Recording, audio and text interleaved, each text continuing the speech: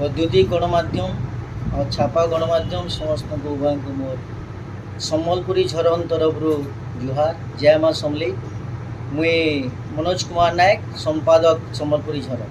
सम्बलपुरी झरन गठन उद्देश्य है जे सम्बलपुरी भाषा संस्कृति और परंपरा के सुरक्षा देवा संगे संगे तार प्रचार और प्रसार केन्दा ही पारबा।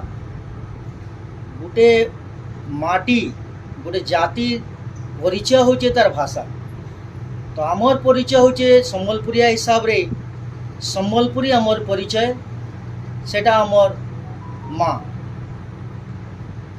आमे सम्बलपुरी संस्कृति भाषार सुरक्षा बढ़ती दिगे आयबा अगस्त 1, 2024 गुरुवार दिन रेंगालीर हरिहर धर्मशाला ठाने 2 बजानु आगे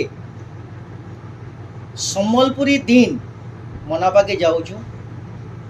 गुरु सत्यनारायण बहिदार कर जन्मदिन से दिन ताके आमे दृष्टि रखी करी भी ये पर्वटा पालन करवा के जाऊँ। उद्देश्य है सम्बलपुरी भाषार प्रचार और प्रसार। से दिन गोटे सभा काम होगा।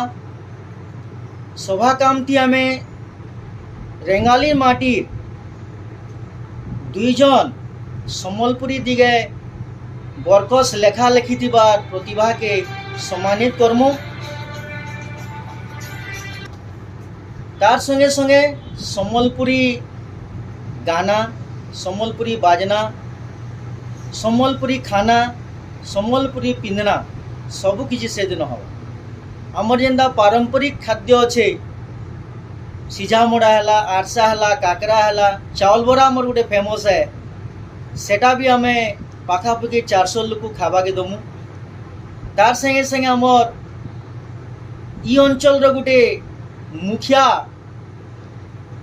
है लेथा लेथा तुन बोले अपन मैंने जानू थे लेथा तुन भी समस्त को दिया जावा। सम्बलपुरी खाद्यर गोटे स्वाद समस्ते चाकुन।